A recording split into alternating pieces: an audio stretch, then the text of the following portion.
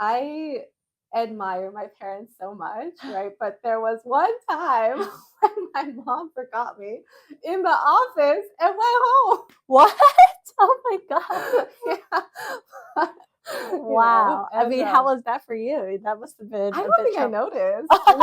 She just told me after. Oh, wow. Yeah, That's she told me hilarious. when I was older. She's like, yeah, one time I forgot you in the office.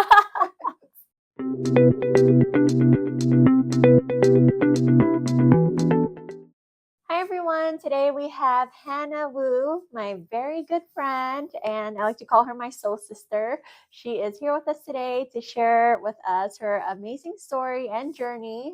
Hannah, please tell us, who are you? Thanks, Ashley. Excited to be on. So, yeah, I would say Hanna, CEO and founder of Amplify Life. We are a digital platform for secure wealth. I started Amplify back in late 2019 and we launched in 2020. Before that, really grew up in the industry of life insurance. Both of my parents were life insurance agents for 25 years. And for myself, I also, got into the business of life insurance and financial planning and, just realized that it was an industry that needed transformation and kind of took the leap, wanted to kind of make a difference and make a dent in the world and been at it ever since. Wow, that is awesome. And so maybe tell us a little bit about Amplify, because you mentioned that's a digital platform, but like what is exactly, like keep it in simple terms so people who don't understand tech terminology like myself, I would like to know, like, what does that mean exactly? Yeah. So, life insurance, people typically think of as death insurance, right? Like insurance in case I die. Mhm. But the reality is that life insurance can be so much more to that. And I shared with you before, Ashley, that, life insurance is used by high net worth individuals and businesses and banks and corporations and really used as a vehicle to accumulate tax efficient assets and build multi generational wealth and also protect your business. And so it really can be used as this financial vehicle, but frankly, nobody knows about it, right? Yeah. The everyday American who's working hard and just wanting to protect their family and wanting to put their money somewhere that they know is going to be safe and know is going to be there for the future and be there for who matters most to them. They don't know that this can be a financial vehicle and an asset that can give them peace of mind for their family, but also can be a really efficient way to accumulate their assets too. And something that ultra high net worth families do all the time, and everyday Americans can do the same. Mhm. And so, Amplify really is a platform that brings this experience to everyday Americans. But, we try to meet customers where they are, the way that we learn about financial products today.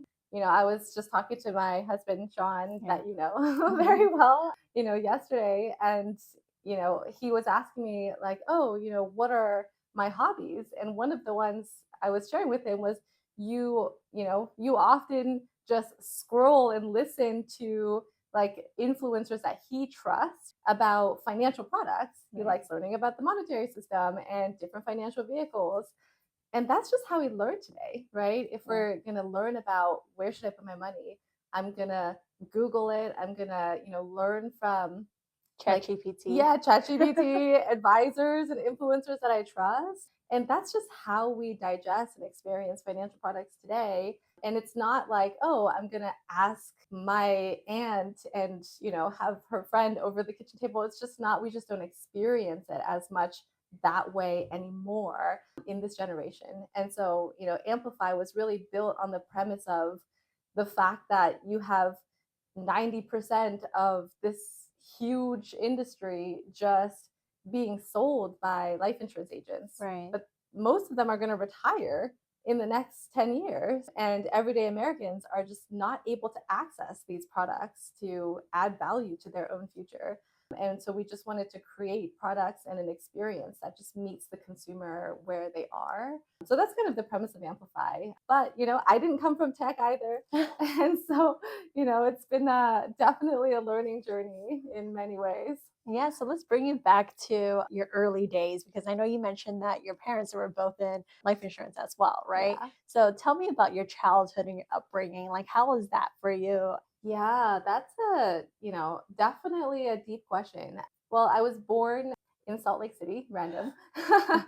But, my parents, they ended up getting, like, my dad ended up getting a scholarship to the University of Utah. And so he came here, he borrowed $30 from his professor in China to come here to Wow. start a life.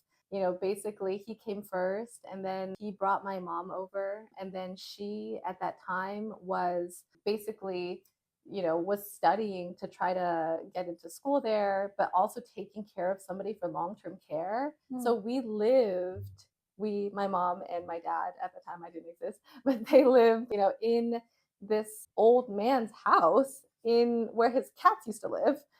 And so that she can take care of him while my dad went to school, right? And Wow. so that they can have a place to live.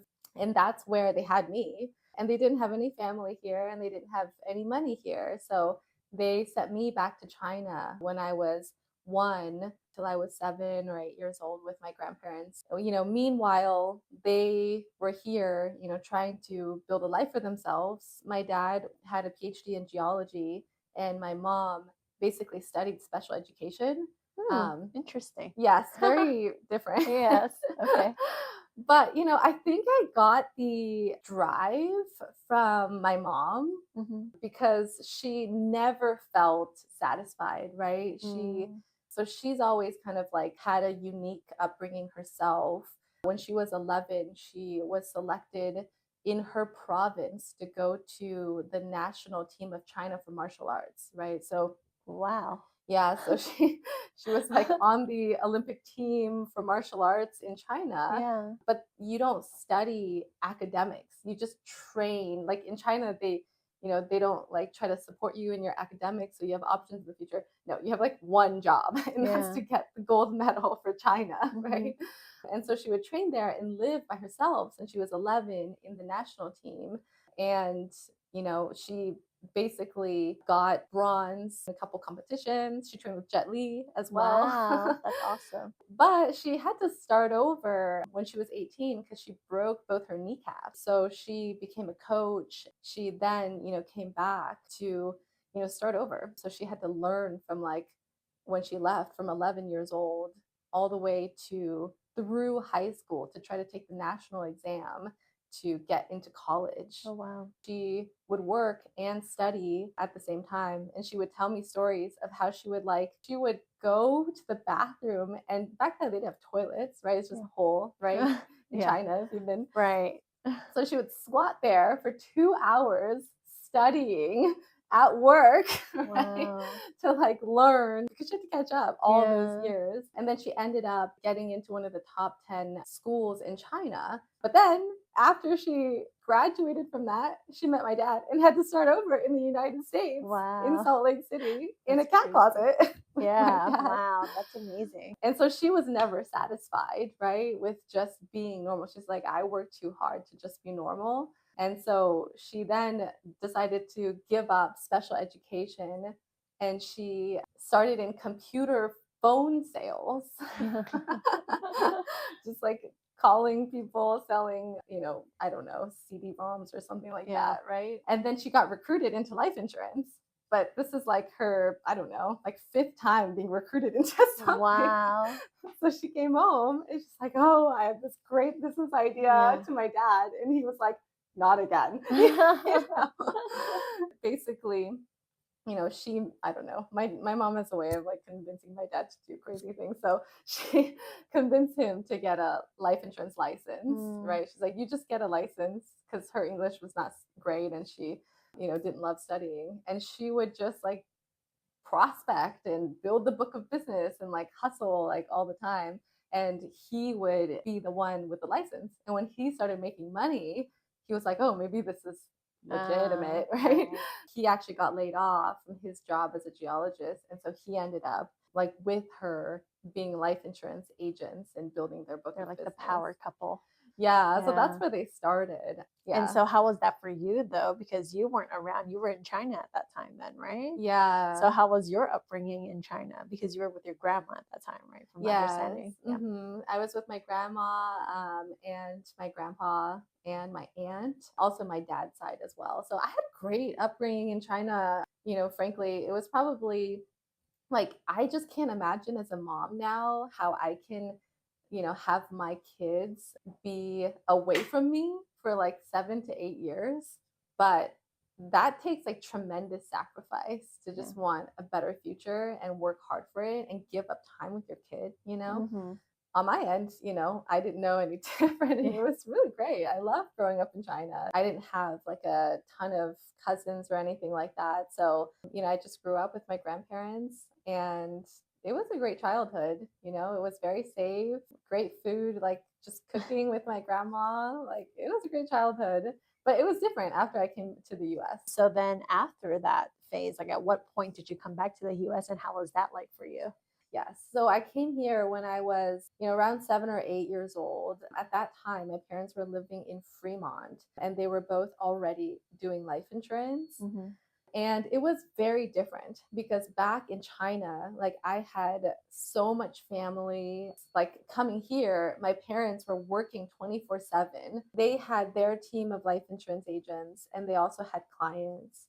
And so my childhood really consisted of like going to school and then being the last one to be picked up and then going to client meetings and reading either in the car while I waited for them, right, to meet with Right. clients because it was over the kitchen table for them, right? Yeah. Or, being in the living room. And, I admire my parents so much, right? But there was one time when my mom forgot me in the office and went home. What? Oh my God. Yeah.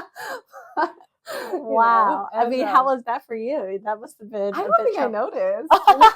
She just told me after. Oh wow, And that's she told me hilarious. when I was older, she's like, yeah, one time I forgot you in the office.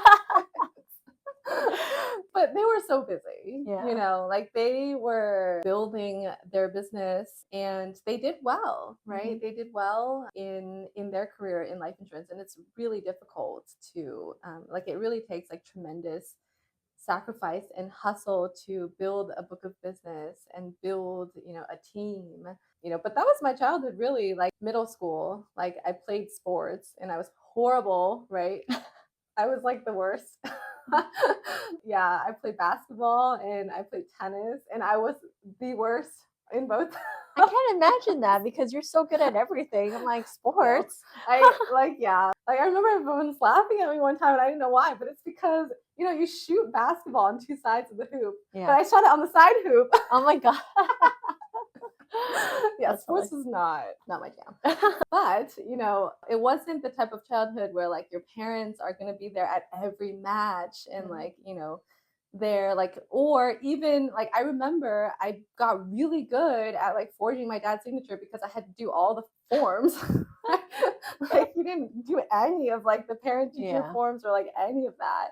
But I think part of it is because they just didn't like understand the American system. Right. They really we're just very busy. But I think, it's one of those things where normally you would think of it as like, oh, I think I did grow up with some level of resentment for sure, Mm, right? But I also realized that it gave me like a great gift, which is I saw that they worked so hard right. and it was worth it, right? For our family and it was worth it for them.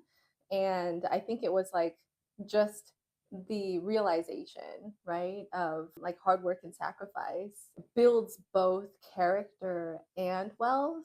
And so, I think that was a huge gift that I didn't realize until Yeah. later in life because I definitely had periods of my life where I was very resentful. My mom would like, she built offices in Seattle, so she was never home. And so she would miss holidays, she would miss birthdays, right? Things like that. I felt like I didn't have a normal childhood, right? And I would see my friends and their parents, and how they were always there and just available. And, my parents were not, and, late, or like broken promises, like all these different things, right? But I do think at the same time, I always knew that, they were doing this for our family. As a mom, I'm just like more impressed than anything else, right? I was like, I don't even think I could do what they did. One of the reasons why I want to work so hard is because they really took our family from like point A to point B. I just want to like cross an equal distance, take our family to another level. But really, I think it's to be able to inspire my kids in a way where I still learn a lot from my parents, right? I always like seek their advice and things like that. And I just think that all the challenges that they've gone through had really built their character. I think one of the things that I fundamentally believe in is that great things take a lot of sacrifice and challenges to be able to achieve. But in the process, you just become a completely different person, and you create something completely new, right? That's the whole like innovation. You reinvent not just what you're doing, but also yourself in the process. And I just want to be that person for my family and my kids as well, right? I want them to, be able to come to me, and I want to be of great character where I can teach them something of value as they grow into the people that they will become. So, I think that's kind of what I took away from it. Yeah, I think that even just watching you from the beginning of Amplify to now, you've grown a lot. And I'm sure you could say the same about me and as individuals, right? Like, not so much about the business or like achievements or things that we've accomplished, but I think really it's the person that has changed a lot, and not changed, but I would say like evolved now. We were like little worms and cocoons, and now we're butterflies. But it's gonna be ever changing and ever growing, and that's the beauty of it, right? It never stops, and it's always going to continue going, and we're always going to keep learning. And I think you and I were both like that. We're people that we will just not stay at okay or mediocre. Like, there's always going to be the next level. There's always going to be the next thing. And so, I mean, I am curious though, like watching your parents go through this and working so hard to become who they are today, and same with you. Like, how's your relationship with money? Yeah, I would say, I mean, it's interesting because, like I'm not very much of like someone who is, I guess, like good at enjoying the You're like a hoarder. Yes, exactly. I'm not, somebody that like You like to enjoys a spend luxury lavishly. life. Yeah. Yeah, Yeah. But I would say my relationship with money, it's I want freedom, right? And I think that's also what drew me to wanting to start to amplify, for really two reasons. Like, one, on a personal level, I want freedom, even though I don't have a lot of things that I want, right? I just want freedom.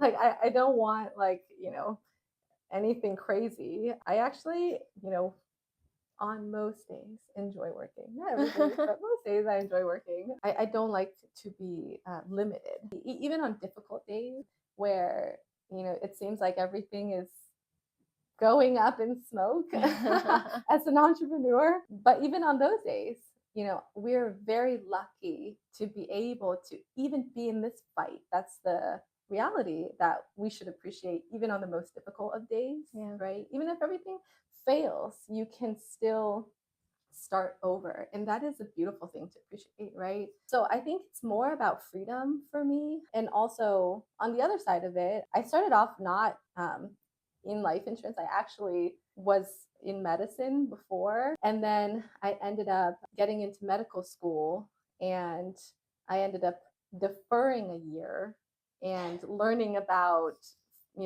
finances, and taking classes and getting licensed, and just becoming really interested in this side of the industry. I just felt like if people understood how money works, right, you can take control of your future, right? You can be able to build the future that you want. You can be empowered. Like people can work their entire life and have and even make lots of money and end up with no money, Yep. right? Mm-hmm. Or some people can not have to make that much money, but have assets, Right. right? And legacy. Yeah. And I think that is a freedom that I want to help people achieve. Yeah. So let's jump into that a bit more with Amplify. So what was it like building Amplify? Starting out, I didn't come from tech, and it was a huge learning curve for me. My husband came from tech, and we talk about this and debate this all the time. He's the one who really had the great background, right? He had a decorated resume, right? He was the one who went to the military, came out, went to business school, MIT, graduated, went into tech, worked at Google and Deloitte, all these like big companies, right? And I didn't come from any of that. And I just remember starting Amplify, I didn't even understand the basic language of and roles, right? Like I never came from that corporate world.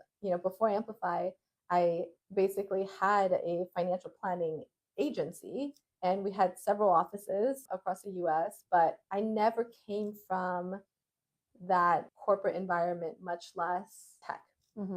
And so yeah, I mean, I remember just going into investor meetings and not understanding anything that was said in that meeting. Yeah, that's how I feel. Yes. But at the same time, it was something that I'm excited to learn. It was embarrassing, but also, humbling, but also exciting. Very fortunate to have people who I was surrounded by, our network.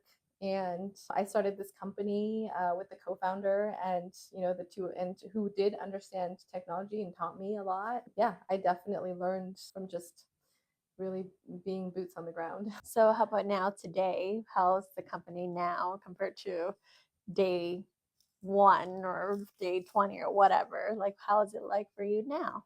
Now, I mean, we have over 100 people. Yeah, we're building our own life insurance products. We're doing 8 figures in revenue, growing very fast, and partnering with some of the largest financial institutions in the world. And so, yeah, now it's definitely grown a lot since the early days where, I was writing. I mean, I still write some of the scripts, many of them.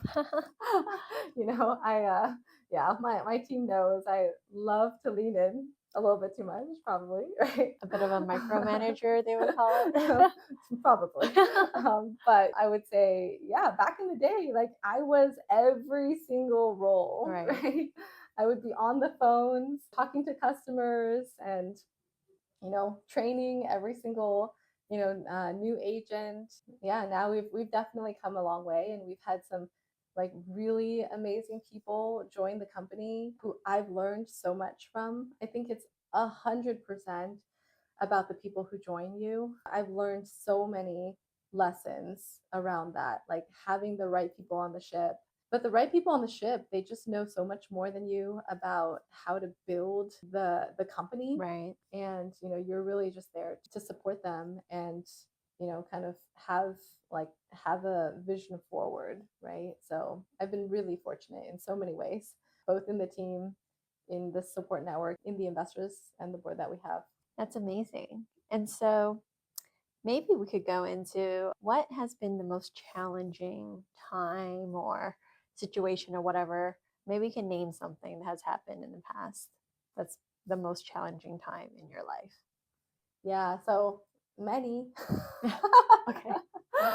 I mean, I would say, from probably some of the more challenging ones that come top of mind is, I think even building my financial planning agency before was a challenge. I tried to build an office before in Alaska, of all places. Yeah, I remember that story. Yes, I think back then, like was working day in and day out as well, meeting clients of all different levels and aspects of society. Yeah, I had I think I told you, right, in that time, like building an office there, training it up to have the team there start a different company and take everything, right, and gave us all the chargebacks. Right. So that was like on my personal dime, right? So I had to dig out of that chargeback debt, right, for quite some time. So that was probably challenging, but at the same time, like it's just challenges it's just a part of building, right? Like I think when you start a company, you're always so excited. Like I would drive and I would see these like billboards, right, on 101. And I'm like, one day if Amplify was on one of these billboards, like this is like when we just like came up with the name, right? Yeah. I'm like, wow, if Amplify was on one of these billboards, then we made it. Which now I'm just like, okay, that's not when you made it. That's just advertisement. Yeah. That's just like if you want to like throw branding, Right, exactly. And pay like tens of thousands of dollars. But yeah, exactly. So you're just excited when you start a company, but a couple years later, you realize that life happens alongside that, right? Like you have kids, right? And you have to manage through being, a new mom, but having just crazy things happening at the company, at the same time. I was telling my team that, I've never really raised significant capital while I wasn't pregnant. Right. That's what I was gonna say. I'm like, I asked you about most challenging time in your life, and you talk about something about work, but I'm like, when you were pregnant, you did a bunch of stuff too. That must have been very hard. Yes, I definitely remember closing on offers after giving birth, waiting to give birth, and being on Zoom calls. Oh man, that's hardcore. Medicated. Yeah. Caveat that any decision made in this meeting is, could be in regret because I am on medication. Wow, this is amazing. So, Hannah, tell me, like, how do you stay motivated and hungry and driven? Because it sounds like you're always on, and I know you are always on. So, like, how do you stay on? Is it just something that's in you? Like, for people who are trying to be entrepreneurs or who are new in a startup or whatever, like, what advice would you have for them? Like, how can they be you? Oh gosh, I mean, I don't know if we still have a long ways to go. I think being on, is one thing, and, being motivated is another thing. There's always going to be ups and downs. Like you're building a business, you're doing something hard. If it was easy, everybody would be successful, right? Sometimes you don't feel motivated, but it's really the fact of you just being there, right? You just fighting that daily fight. Like I back in the day, even though I was very bad at sports, but I was good at running. I think I'm better at the like consistent, slow but consistent effort. Not necessarily like the competing aspects of sports, but fighting the daily fight by yourself, right? Yeah. And I just remember like starting out running, it wasn't the fact that I was like, oh, I'm going to run a marathon. It was just like, I just wanted to build consistency. And it almost became a stress relief. Every day at 5 a.m., I would just wake up and I would go out for a run, right? And it could be raining, it could be cold, it could be even snowing. Like every day I would run, and it was just an exercise of discipline, right? When you're motivated or you're not motivated, I did not want to get up and walk out that door. You just maintain that consistency, right? And I think that's similar to building a company, right? Sometimes you don't feel motivated and you just want to go on vacation, or you just want to spend time with your family, right? Or you just don't want to be there that day. But it is just about showing up, right? Exactly. All the time. I may not be the smartest and I may not be the most capable, but I can show up every day. That's the minimum that I can control, that I can do. Yeah, no, that is great. That's great advice. So it sounds a bit like habits too, right? Like habit stacking is very important. Mm-hmm. Yeah. So, adult Hannah, if you were to go back and tell your younger self one thing, what would it be? Have faith. Probably should just tell myself that as well. Like everything will be okay. I think the most important thing is just to stay focused. There's so many things in the past where you just focus on a problem and it becomes this huge rabbit hole, right? Mhm. And it either could not be that important, or even if it was that important and such a critical turning point, you just, the stress and like the mental load is not helpful towards the outcome. Right. So at the end of the day, you just put your 100% and you just focus on the outcome that you want, right? Mhm. That's a piece of advice that I think I should both tell my younger self across all the challenges and myself on a daily basis. That's great. And so, with your younger self, I guess your inner child, how does your inner child show up today in your adult life, if it does at all? Honestly, I don't really have a lot of time to, you know, like talk to my inner child or get to know her. But, I think my inner child probably comes out the most with my kids. And I need that so much. Being a mom is just the best thing. It gives me frequent doses of happiness and joy, even when it's hard. I think just the small things like playing with my son or watching videos with them or playing with my daughter, building puzzles with my son, or just watching them, do silly things and just be silly and be like 3 years old. Right. But it's the best. Yeah. It's the best. Yeah, enjoy it. It's not gonna last forever. Yes, I know. When they grow older, it's not the same. They're still cute, but not that type of cute. What's next for you, Hannah? Yeah, I mean, the train goes on. There's so much to do, right? We're barely scratching the surface. Like I always, like every stage, you just always still feel quite small. Yeah. Like you always feel like you're just starting. And we definitely still feel like that all the time. I hope Amplify one day can be, something that is just a part of an everyday person's like financial plan, a household brand, right? I think there's an opportunity to do so. I definitely believe that the gap is there and we have built a great foundation, and I'm excited about that future. And otherwise, on a personal level, I'm excited to have a backyard. Yeah. We have been dreaming about that since we got a dog before the kids. Wow. So, Yeah, that's amazing. Well, I definitely know that if there's anybody out there, it will be you that will be able to achieve all your dreams, because whatever you set your mind to, you will definitely do. Yes, you as well. Yes, that's why, we're in it together. Definitely. We're in this together. No going back. Yes. Well, Hannah, thank you so much for being here today. Thank you for sharing your story. It was very inspiring. Thank you. And, we have these conversations all the time on a daily basis, but yeah, it's fun to kind of, be able to talk about big questions.